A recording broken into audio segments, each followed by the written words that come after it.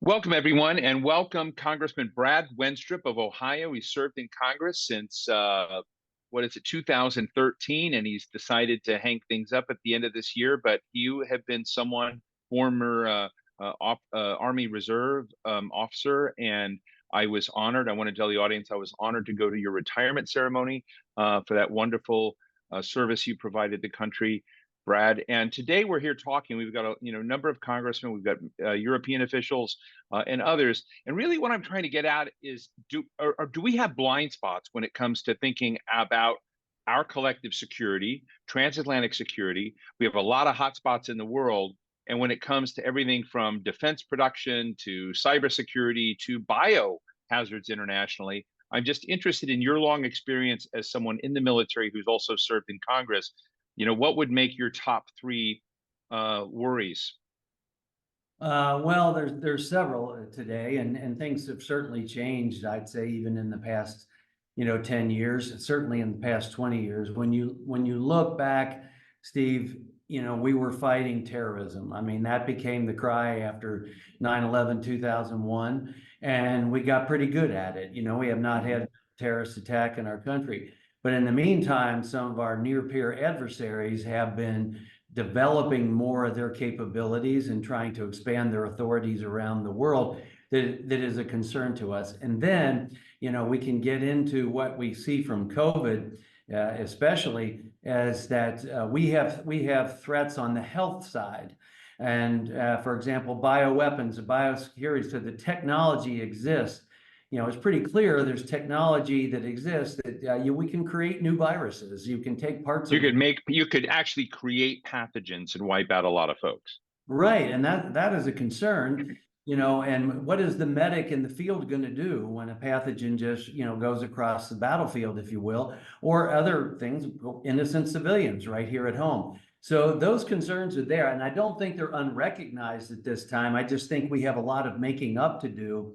It's, as much as we are always going to be concerned, about ships and tanks and planes and weapon systems, how can we defend ourselves in our defense systems? And we do pretty well with standard things. What we, also, Steve, we're in kind of a Cold War here. There's non-kinetic things that are being done all the time, cyber attacks, et cetera. And we have got to be on guard for these types of things and be able to remedy them. And I'm one that's always encouraging peace through strength. And if we can be strong on all the offensive things, as well as being able to defend ourselves and our health, then we're going to be in a better position than I think we are today. And we need to do more. Well, look, I mean, I think what you said is very important, and I think that the objective is very clear. The question is there the capacity, the behavior, the norms in place to achieve that kind of security? And I don't want to name individual names, but I've talked to people at Palantir, at Google, at CrowdStrike, and others, in the cyber business who've watched Ukraine actually change, how a battlefield works and digitize this. But they said to me, in confidence, the Pentagon needs to learn something from Ukraine. The Pentagon doesn't buy software like Ukraine is acquiring it today and applying it right away. That the procurement process, and then that's before you get into ammo. We don't make enough ammo in the world for the hotspots we have, and reserves have been brought down the world, and it's very hard to ramp that up. So I'm just interested in, as we sort of talk about peace through strength, is it hard for us, the way we're organized today, to be strong? Yeah, I think it is. I think that we've got to make sure that we can procure a manufacturing base, a domestic manufacturing base, or at least do things with our allies. Let's just take health for a second. It's not a secret anymore that when it comes to generic medications, even our battlefield medications, we rely down to the root cause, the active pharmaceutical ingredients, that we rely on China. And that's a danger to us. If they cut those off, if they quit manufacturing, if we aren't able to pick up that steam, then we've got a problem. And I don't want to be out on the battlefield trying to take care of troops and not have what I need, because the very adversary we're fighting controls that industry. And so we have to look across all industries and enhance what we need for our national security and our national defense, our national health. I mean, quite frankly, if I don't care if China makes the toys for my kids, but I do care if they're making the things and only they can contribute to things that we need for our transportation, for our health, and for our military. Well, Brad, you've introduced a piece of legislation to that point. Can you tell us about it? Yeah, it's a Biosecure Act, and it's a good bipartisan bill that's come out of essentially the Select China Committee. I chair the Select Subcommittee on the pandemic, and obviously there's some overlap here with our concerns. But the Biosecure Act is now putting a timeline to challenge industry to really take a look at where they're getting things. And we cannot continue to allow, for example, our adversaries to be creating the equipment that will then capture your DNA and my DNA and understand more about us. We have to break ourselves free from the things that can be used as a tool against us someday by a known adversary. And so that's what we're after. And this goes to pharmaceuticals too. But this is going to be twofold, because it's not only those that are in the industry that have built their industry relying on China one way or another, or any other countries of concern. We have to look at the ways and see what they need. What can our government do to enhance the capabilities here? In other words, are there regulations that are in our way to prevent us from developing medications here, what the active pharmaceutical ingredients and other rules and regulations make it difficult for us to do these things here in the United States? Is it a cost factor? You know, we did something to this effect with semiconductors, right? With the CHIPS Act. We recognize that we can't be reliant on foreign countries or adversary for the production of chips. And this is affecting our everyday life, right? But now you got to think about beyond that. It's not just your car needing chips. It's our everyday way of life. We need to sustain our health and our security. Brad, the NATO summit is going to be hosted in Washington, D.C. in July. And I don't know what President Trump is going to be out there and saying, but you've long been both a leader on national security issues that matter around the world. You've been a leader. You also tell people you're in the Doctors Caucus, which I really find interesting and fun. But as this summit is going on, are these kind of issues, like you discussed AI and competition there, you discussed the Biosecure Act and this, do you think we need to tighten up our relationship with NATO ally nations on these objectives and issues that's valuable to our own security? And do you think that there is a strong support for that in the caucus, the Republican caucus?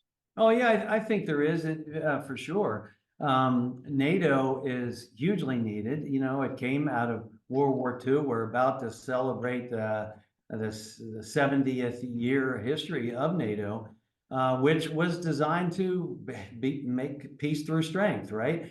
And really protect our European allies from Russia and other enemies that may want to seek harming them in one way, shape, or another. So I think we're all on board. And I think when you see the aggressive nature of Putin right now in Ukraine and his desire, even back 20 years ago, to reestablish the USSR, I think there's an understanding there. I think it is important, though, that it has to be important to every member of NATO. It can't just be, well, let's let the United States take care of this. We're only as strong as our members. And so the conversation, as you know, in the Trump administration was everyone should be paying their fair share and doing their part, 2% of GDP. You need to do this. It'll save us in the long run. The stronger we are on the front end, the less likely we need to go to war and do other things. And I think that's the point. And I think NATO has good leadership, and we just need to tighten it up and make sure that we're all coming together and doing our part in a fair way. I mean, obviously, the United States has more capabilities than other countries in NATO, but let's do a good percentage of what is necessary to strengthen the military in each way, because we need all these extenders of force. You know, another element here, just real quick, is, you know, I just thinking of humorously, sometimes, you know, on cable TV, it's Shark Week. This is National Defense Authorization Week. And I'm interested in what you think needs to be written in. What are the blind spots you think we have that we need to fix in the NDAA really immediately, because that's what you and colleagues are working on right now? Well, I think we need to really make sure that we're taking the time, and I think we have been over the last several years, to really evaluate our adversaries, what their intentions are, and then how do we counter that? And then how do we get ourselves in a position that they don't want to mess with us because they know the results for them will be worse. And you know, Steve, you do that through a lot of things. It's not all just guns and ships and planes and tanks. What can we do diplomatically, and how do we work with our State Department to do things diplomatically? Our military, obviously, you want to be a strength, but our last resort, especially for kinetic warfare. What can we do economically to weaken our enemies that are out there? And then with our allies, you know, we can do things like sharing of intelligence and things like that that can make us strong. So we have to focus, I think, on that, and making sure that our own training and readiness is up to speed for what is needed. There's a reason that we added a Space Force, because that's another area of concern, another area of threat. And let's face it, it's the ultimate high ground. And I think when we were in a position, we were sending that space shuttle up every so often, and nobody else could do that. We were pretty dominant there, but that's not how it is today. And so we're in a different situation where there is clearly a Cold War going on. Right. And let's try to avoid the kinetic war. So final question. You sit on the House Select Committee on Intelligence. You've mentioned the Cold War a couple of times that we're in. During the real Cold War that we had in the past, you know, the American CIA and our institutions were pretty good at messing around in other countries. That, you know, we were good at operations inside the old Soviet Union.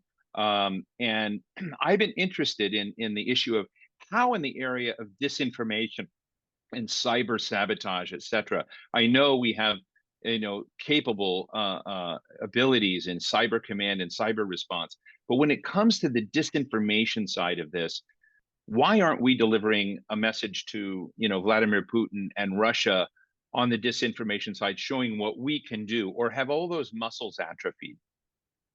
They've atrophied somewhat because of the control that China, Russia has over what their people can see and understand.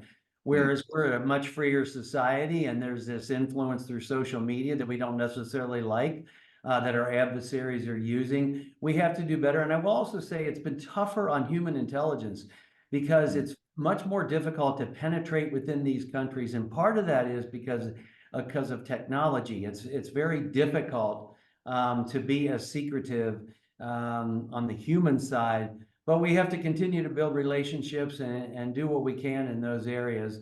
But it's definitely more challenging than it was years ago. Well, I want to thank Congressman Brad Wenstrup of Ohio. Thanks so much for your time today. I know it's busy. Really appreciate you supporting this GLOBSEC discussion. Thanks, my friend. Always glad to be with you, Steve. Thank you.